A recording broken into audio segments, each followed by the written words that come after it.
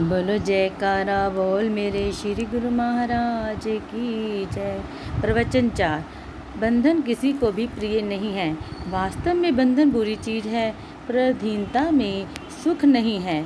जीव की सुरती भी मन और माया, काम क्रोध, लोभ मोह अहंकार, तृष्णा व ईर्ष्या के बंधन में बंध चुकी है। अज्ञानता का पर्दा इस पर ऐसा आग पड़ा है कि रूह ने स्वयं को वही रूप समझ लिया है। स्वयं रूह में अपने आप को इस बंधन से छुड़वाने की शक्ति नहीं है। जीव के सच्चे मित्र संत सद्गुरु हैं। शेष सब रिश्ते नाते व संबंधी कोई भी जीव का सच्चा मित्र नहीं है। यह संबंधी जीव को मोह माया के बंधन में फंसाते हैं। जीव को मोह ममता में फंसाना जीव से स्वतंत्रता करना है। जब से ही सृष्टि की रचना हुई है तब से ही जीव माया में रहकर माया रूप हो गया है। कफस में रहते रहते मुकव्वत ए परवाज तक खो दी, इसी वायास मलाले तंगिए जिंदा नहीं होता। जिस तरह एक पक्षी जन्म से ही पिंजरे में रह कर उस पिंजरे को ही अपना घर मान लेता है और अपनी उड़ने की शक्ति खो बैठता है, उसी तरह यह जीव भी माया के अंदर रह कर माया रूप हो गया है तथा अपनी वास्तविकता को भूल बैठा है। समय के संत सद्गुरु ही इस जीव को जड़ माया व चेतन माया से बचाते हैं। सद्गुरु की कृपा से ही जीव माया और काल के चक्र से छूट सकता है। वे संसार में प्रकट होकर रूहों को चिताकर काम क्रोध लोभ मोह आदि शत्रुओं से बचने की युक्ति बतलाते हैं, अर्थात प्रेम भक्ति की ओर जीवों को लगाकर रूह को मुक्ति दिलाते हैं। इसीलिए जीव का मन वचन व कर्म से सद्गुरु की मौज व श्री आज्ञा में चलकर अपनी जीवात्मा को इन बंधनों से मुक्त करवाना चाहिए। प्रवचन 5। संत महापुरुष अजपा जाप, सहज समाधि, अनाहत शब्द और ध्यान आदि की विधियां बतलाते हैं। इनका अभ्यास करने से सुरती निर्मल होती है। सुरती को निर्मल बनाने और उग्र गति की ओर ले जाने के लिए सत्पुरुष फरमाते हैं, चश्म बंदो गोश बंदो लब बंद, गरना बीनी नूरे हक बर मन बखंद। अर्थात आंखें, कान और मुंह तीनों द्वारों को बंद करके सुरती को अंतर्मुखी बनाकर नाम का सुमिरन करें तो मालिक की ज्योति के दर्शन अवश्य ही होंगे। इसी प्रकाश को प्राप्त करने पर ही संसार एवं संसारिक सुख उपभोगों की असारता का पता चलता है। जब यह समझ आ जाती है कि संसारिक पदार्थ नाशवान और क्षणभंगुर है तो सुरती इनसे हटकर नाम के रस में लेने लगती है। इस नाम के अमृत को रसपान करने से यह लोक भी सुधर जाता है, परलोक भी बन जाता है। तब काल और माया का भय जाता रहता है। तभी तो परम संत श्री कबीर साहब जी ने कहा है, जिस मरने से जग डरे मेरे मन आनंद, कब मरहूँ कब पायो पूर्ण परमानंद। इसीलिए संत सद्गुरु पहले से ही जीव को इस तरह का अभ्यास करवाते हैं। अभ्यास करते समय जैसी हालत जीव की होती है वैसी मरते समय होनी चाहिए। उस समय सुरती शरीर मन इंद्रियां व संसारिक लगाव में ना फंसी हो, इसी का नाम मुक्ति है। इसीलिए गुरुमुख पुरुष संसार वस्तुओं के मोह को पहले से ही त्याग कर देते हैं और भजना अभ्यास में मन लगाकर जीते जी जीवन मुक्त हो जाते हैं। प्रवचन 6। यह जीव नित्य सुख की खोज करता है परंतु प्राप्त नहीं कर पाता। इसको यह पता नहीं कि सुख कहाँ मिलता है। वह संसारिक वस्तुओं में सुख ढूंढता है। वस्तु कहीं ढूंढे कहीं, किस विधि आवे हाथ, कहे कबीर तब पाइए जब भेदी लीजिए साथ। वस्तु तो कहीं और उसकी तलाश किसी और जगह की जाए तो कैसे प्राप्त हो सकती है। यदि उस वस्तु को दूसरे स्थान पर ढूंढोगे तो सारा समय ही व्यर्थ जाएगा। जैसे सुई घर में खो गई हो, अंधेरा हो इसलिए वहाँ रोशनी में देखने लगे बाहर, लेकिन कितनी भूल है, संसारी लोग सुख को दुनिया के पदार्थों में ढूंढते हैं। सुख और शांति उस शब्द और प्रकाश में है जो तुम्हारे अंदर है, लेकिन तुम सब से बेखबर हो। तुम स्वयं अपने अंदर के प्रकाश को नहीं देख सकते, इसीलिए उसको दिखाने के लिए भेदी रहबर सदगुरु की जरूरत है। भेदी लीना साथ करी, दीनी वस्तु लखाए, कोटि जन्म के पंथ ता पल में पहुंचा जाए। अपनी मनमति से चाहे लाखों ही यत्न क्यों ना किए जाएं, वह वस्तु प्राप्त नहीं हो सकती। जिस प्रकार का काम करना हो उसी प्रकार के ज्ञाता, जानकार और अनुभवी को रहनुमाई की जरूरत होती है। इसी प्रकार शब्द के भेदी संत सतपुरुष होते हैं जो शब्द का भेद बताते हैं। गुरुमुख का धन और संपत्ति सदगुरु का शब्द, सदगुरु का उपदेश, मंत्र व जाप तथा श्री सदगुरुदेव जी की आज्ञा है। इसके विपरीत मनमुख अपनी जजाद इन मायावी पदार्थों, झूठी इज्जत, संसारिक शारीरिक सुख और झूठे नातों को समझता है जो नश्वर हैं और अंत में सबको धोखा देते हैं। मनमुख की सूरती शरीर से तथा शरीर के सुखों से ही अटकी है जो सब नाशवान है।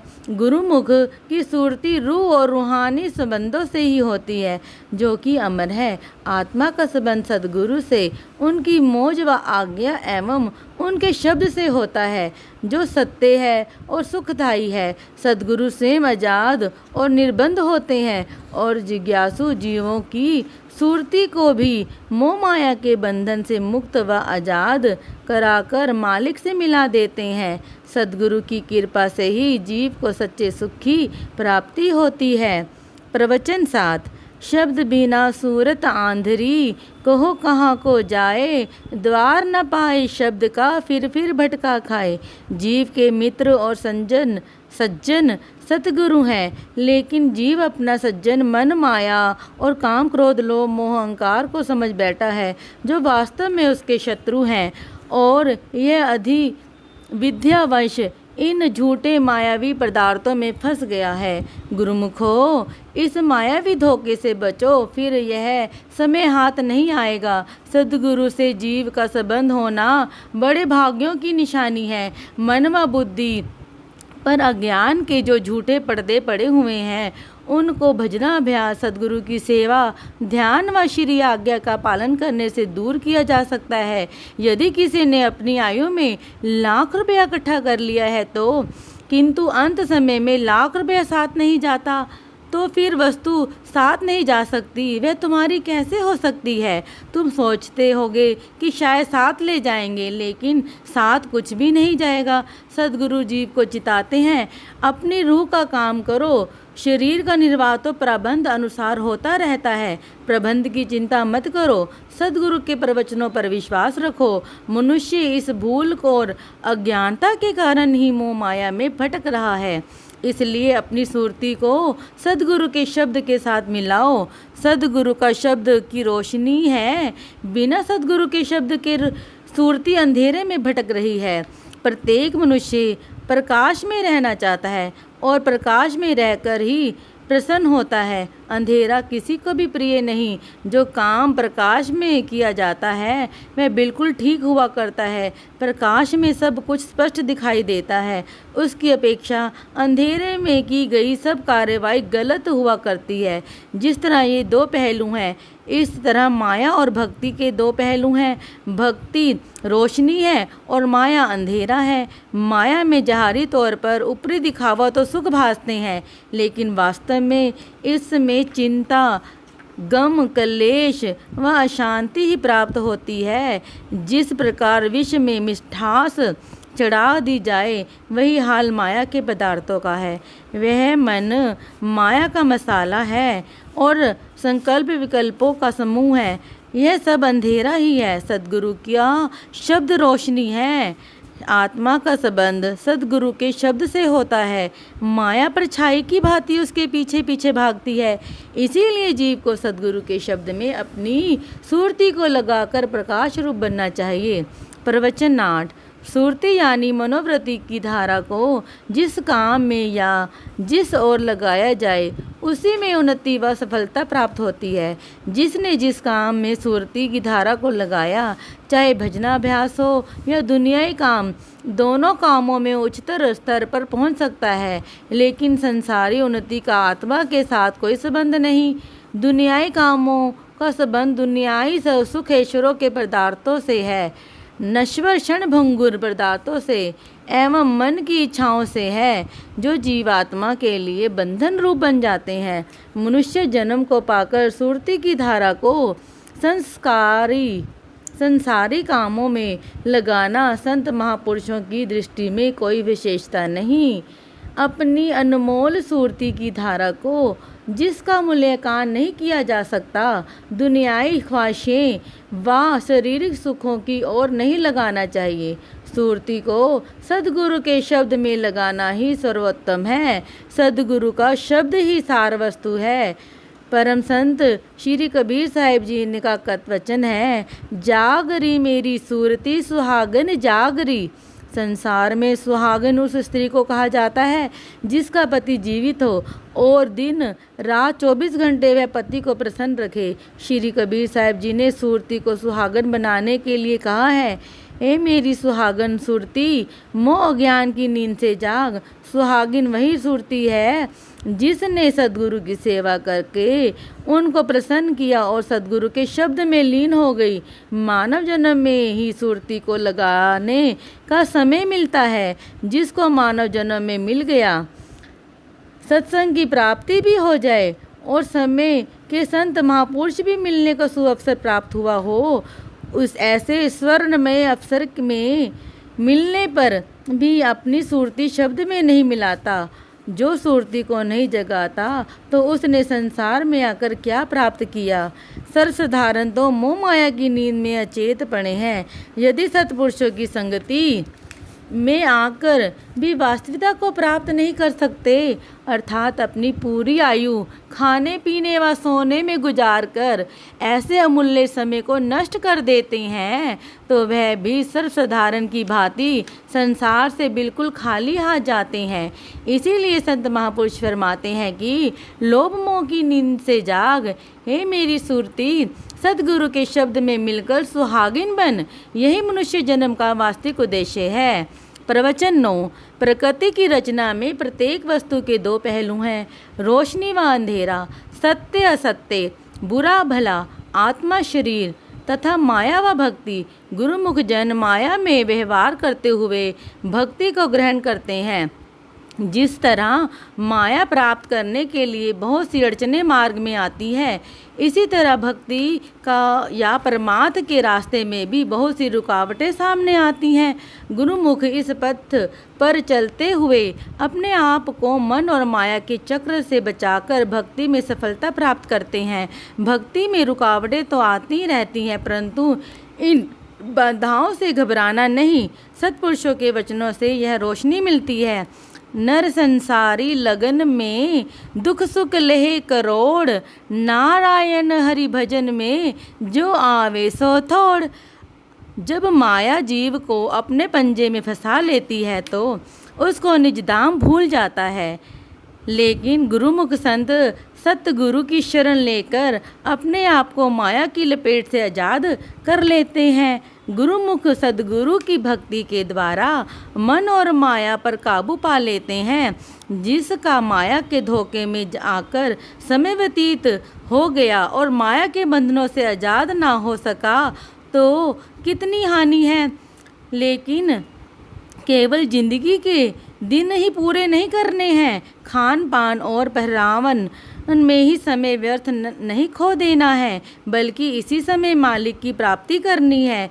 एक समय में दोनों वस्तुओं की प्राप्ति नहीं हो सकती, या तो माया मिलेगी या भक्ति।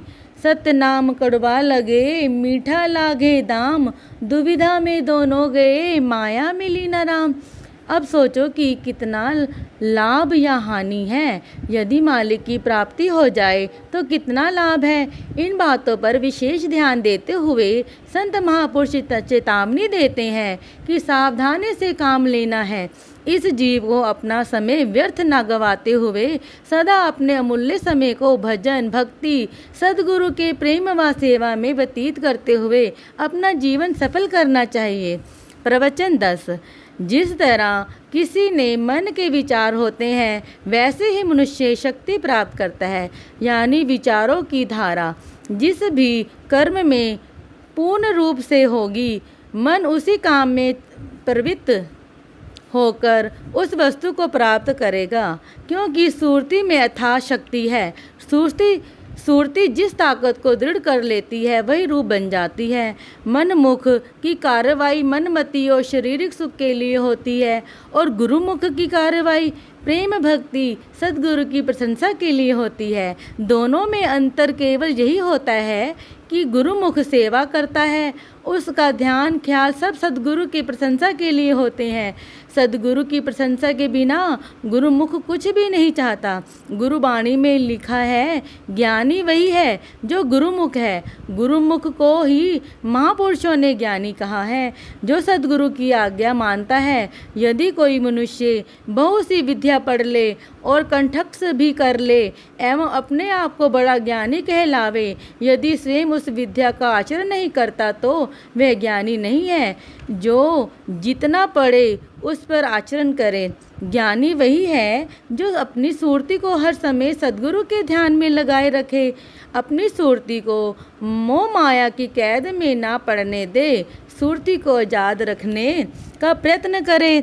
यदि मनुष्य जन्म को पाकर सुरती को मायावी पदार्थों के एकत्र करने में गंवा दिया, यदि काम, क्रोध, लोभ, मोह, अहंकार में सुरती उलझ गई तो जीवन का क्या बना। यह सुरती को खो देना है। जिसने अपनी सुरती की संभाल की वही ज्ञानी है। सुरती यानी ध्यान की धारा को सद्गुरु के शब्द में लगाने वाला ही पक्का ध्यानी है। अतएव गुरुमुख ही पूर्ण ज्ञानवान है और सार वस्तु को प्राप्त कर लेता है। प्रवचन 11। प्रकृति का यह नियम है कि कोई ना कोई ख्वाहिश मनुष्य के मन में हर समय काम करती है और वह भीतर ही भीतर धीरे धीरे प्रबल होती रहती है। प्रत्यक्ष में चाहे ऐसा प्रतीत ना हो, किंतु जिस प्रकार की लगन या कामना उसके अंदर में डेरा डाले है, वह मनुष्य स्वयं में ही धीरे धीरे उसी के रूप बनता जाएगा। यह मत समझो कि एक दिन किसी ख्वाहिश से या एक दिन की किसी मलिन पाप में संस्कार के कारण जीव अपनी वर्तमान दुखपूर्ण अवस्था को प्राप्त हुआ है।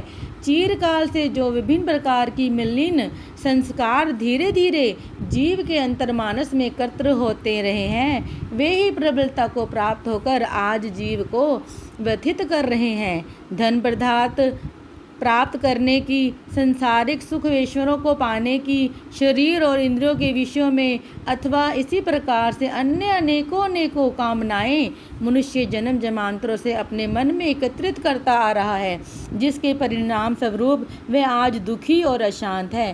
संसार काल और माया की रचना का खेल है। काल और माया जीव को 84 के चक्र और अपनी अधीनता में रखते हैं। जीव जन्म जन्मांतरों तक इनके बंधन में पड़ा रहा, लेकिन वास्तव में इस रचना से ना जीव का छुटकारा मिलता है और ना ही सुख शांति की प्राप्ति हो सकती है। अतः जीव दुख, अशांति और परेशानियों का शिकार बना रहता है।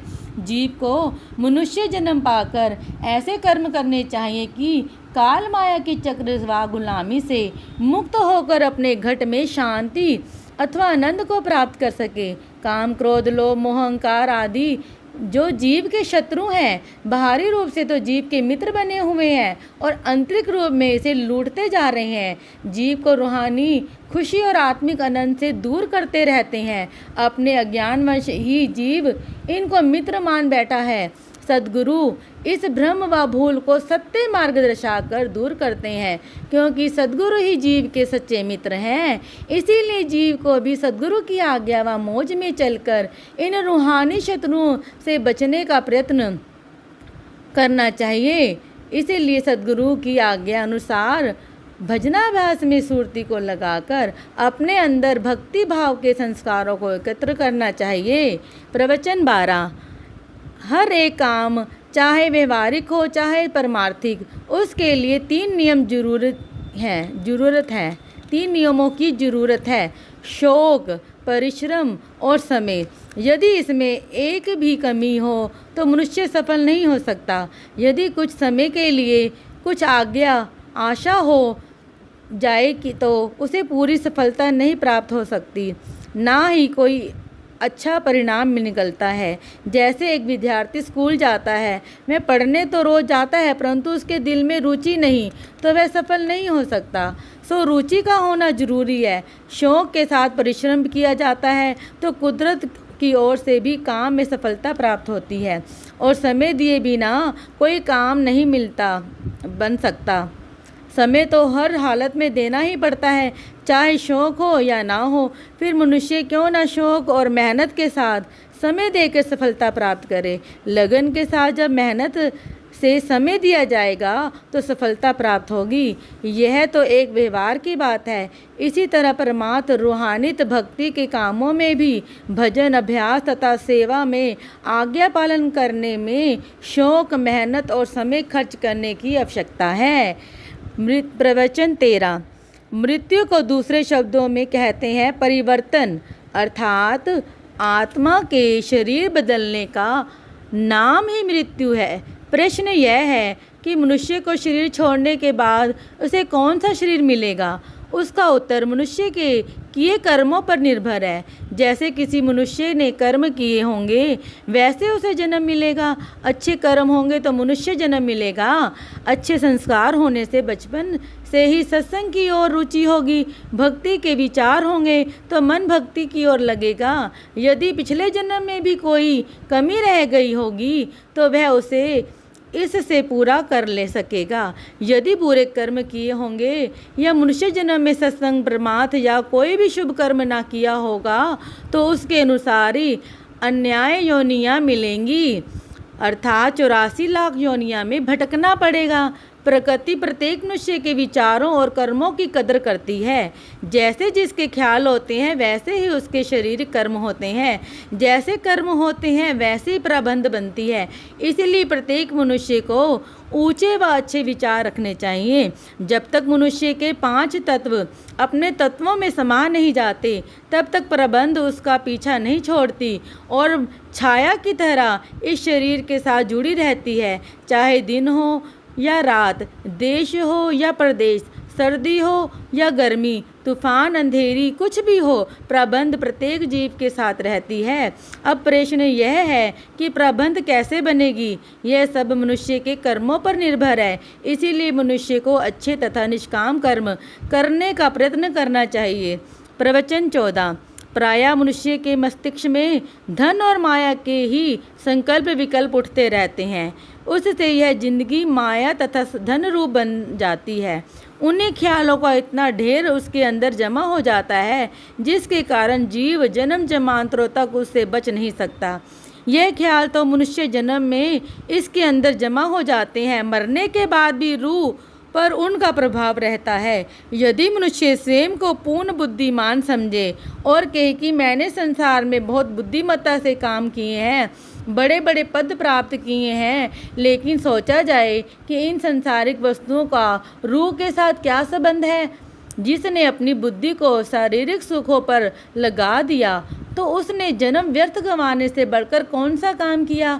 अपने शरीर की रक्षा करना, शरीर का पालन करना तो पशु पक्षी भी जानते हैं।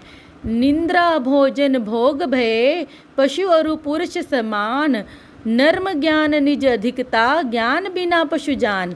अपने जीवन का प्रत्येक मनुष्य अनुमान लगा सकता है। यदि किसी ने शारीरिक निर्वाह और शारीरिक सुख ही मनुष्य जन्म का ध्येय समझ रखा है तो उसने मनुष्य जन्म के उद्देश्य को नहीं समझा।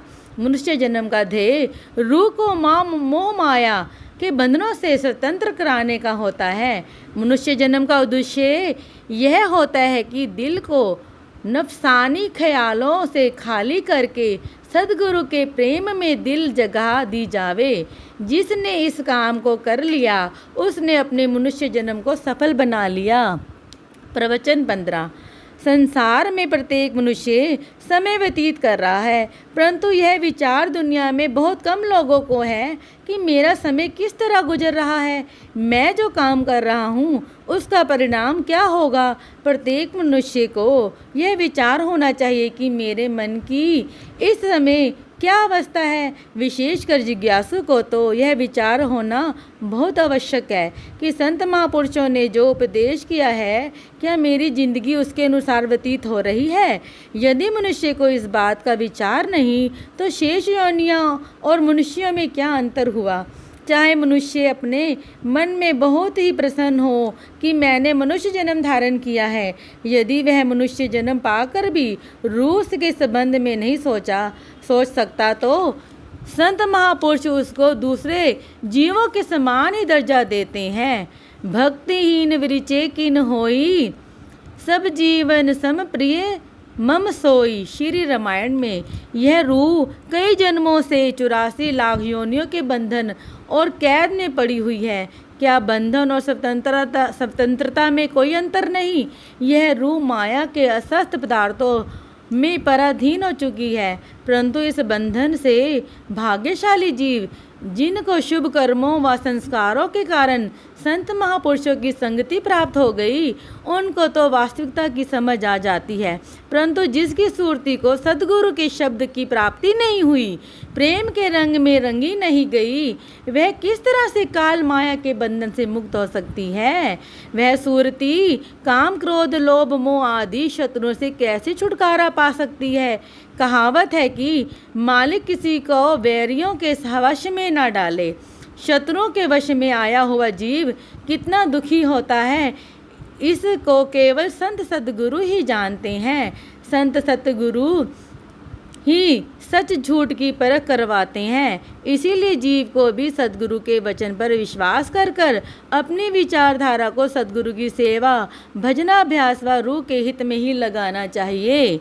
प्रवचन 16। संसार में आम लोगों को पता ही नहीं कि मनुष्य संसार में किस लिए आया है, मनुष्य जन्म क्यों मिला है, संसार में आने का उद्देश्य क्या है, हमें क्या करना चाहिए था और क्या कर रहे हैं, इसे जीव स्वयं नहीं समझ सकता। मनुष्य का इतना ऊंचा दर्जा है और ऐसा अनमोल शरीर उसे मिला है, किंतु मनुष्य माया के धंधों में लगकर अपनी वास्तविकता को भूल गया है। इसका सारा समय इच्छाओं व शारीरिक सुखों में व्यतीत हो रहा है।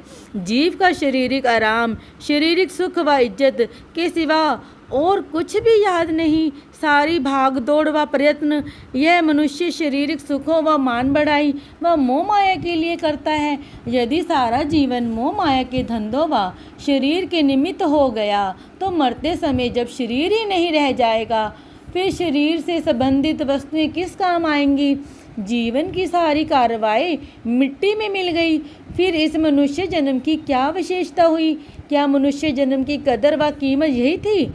यह मनुष्य तो कुल मालिक का अंश है और इसी जन्म से ही शुभ कर्मों का द्वारा मालिक का स्वरूप बन सकता है, परंतु भूल से मनुष्य ने स्वयं को शरीर मान रखा है। सद्गुरु ही जीव को जगाते हैं कि तू स्वयं ही शक्तियों व सुख शांति का भंडार है, तू मालिक के अंश है और तुझे मालिक से मिलना चाहिए। सुख का भंडार होते हुए भी दुख भोग रहा है। रूह मोह माया में आसक्त होकर कमजोर हो चुकी है, परंतु रूह की तरफ मनुष्य का ध्यान नहीं है। अपनी रूह के सुधार के लिए जीव को समय के संत महापुरुषों की बहुत आवश्यकता है। अलख पुरुष की पारसी संतन की ही दे, लखा जो चाहे अलख को इन्हीं में लखी ले। भवार्थ अलख पुरुष जो लखा नहीं जाता, अर्थात जिसको समझने में बुद्धि का ज्ञान काम नहीं देता। अगम पुरुष जहाँ वाणी की गति नहीं है, अर्थात जीवा उसके वर्णन करने में असमर्थ है। अकेहे पुरुष को जीवा से कहाँ नहीं जाता, अर्थात मन, बुद्धि, इंद्रियां और वाणी से परे जो कुल मालिक का स्वरूप है, यदि इसको देखने की इच्छा है तो इसको देखने का दर्पण सद्गुरु का देह है। इस पवित्र दर्पण के अंदर तू अपने अलख पुरुष को ठीक प्रकार से देख सकेगा, ऐसा संत कहते हैं। गर बिजोई जाते हकरार सूरते मुर्शिद बबी, अशके शे जाते मुर्शिद अंदरू रोशन बबी। अर्थात यदि तुझे मालिक के पवित्र स्वरूप के दर्शन की इच्छा है तो गुरु के रूप को ध्यान कर। अब जब तू गुरु के रूप में लीन हो जाएगा तो फिर अंदर ही तुझको मालिक का स्वरूप का साक्षात्कार स्वयं होगा। इसी प्रकार से मनुष्य को समय के संत सद्गुरु की चरण चरण में जाने अथवा उनके उपदेश पर आचरण करने की ही आत्मिक आनंद, आंतरिक सुख व सच्ची शांति तथा मनुष्य जन्म के लाभ की प्राप्ति हो सकती है। प्रवचन 17। सज्जन पुरुष बुराई से सदा अपने आप को बचाते हैं, क्योंकि वे कुसंगति के प्रभाव को जानते हैं। कुसंगति का क्या परिणाम है? कुसंगति का विष खाने वाले विष से भी अधिक विषैला होता है।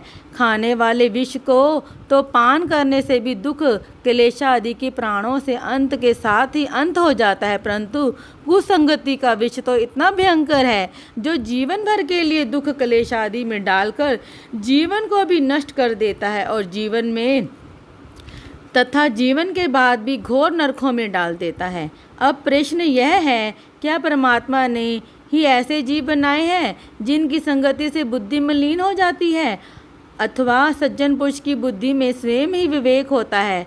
उसका उत्तर यही है कि परमात्मा ने तो कर्मानुसार सृष्टि के जीव उत्पन्न किए। जिनको सत्पुरुषों की संगति प्राप्त हो गई उन्हें विवेक मिल गया और वे सज्जन बन गए, तथा जो माया की लपेट में आ गए, ईर्ष्या द्वेष के अंधकार में इंद्रिय रस भोगों में जीवन व्यतीत करने लगे, उनका स्वभाव भी उसी अनुसार बन गया और दुर्जन की कोटि में गिने जाते हैं।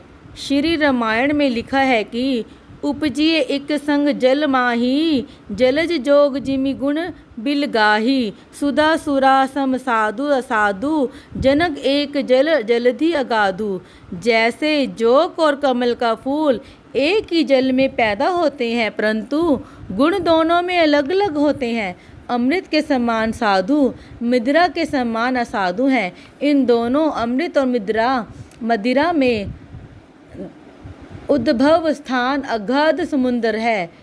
अब विचार किया जाए कि इन दोनों के गुणों में कितना अंतर है, आकाश पाताल से भी अधिक। इसी प्रकार सुसंगति और कुसंगति का अंतर है। अतएव सज्जन पुरुष प्रथम तो कुसंगति से बचने का हर समय उपाय करते हैं। यदि कभी देववश उन्हें कुसंगति मिल भी जाए तो इस प्रकार रहते हैं जैसे रामायण में लिखा है, विधिवश सुजन कुसंगति परिये, फणिमणि सम निज गुण अनुसरिये। सांप में सदा विष परिव्याप्त है, परंतु मणि उस सांप में रहते हुए भी विष को ग्रहण नहीं करती, अपितु सर्प पर प्रकाश देती है। इसी प्रकार सज्जन अपने आप को कुसंगति के प्रभाव से बचाते हैं और दूसरों को भी कुसुमार्ग पर लगाते हैं। अतएव सत्पुरुषों की संगति प्राप्त कर सद्मार्ग ग्रहण करना है, कुसंगति से दूर रहकर अपने जन्म का लक्ष्य को प्राप्त करना है। बोलो जयकारा बोल मेरे श्री गुरु महाराज की जय। अगर आपको हमारी वीडियोस देखना पसंद है और आप हमारे चैनल से जुड़े रहना चाहते हैं तो प्लीज़ वीडियो को लाइक, शेयर और चैनल को सब्सक्राइब कर दीजिए।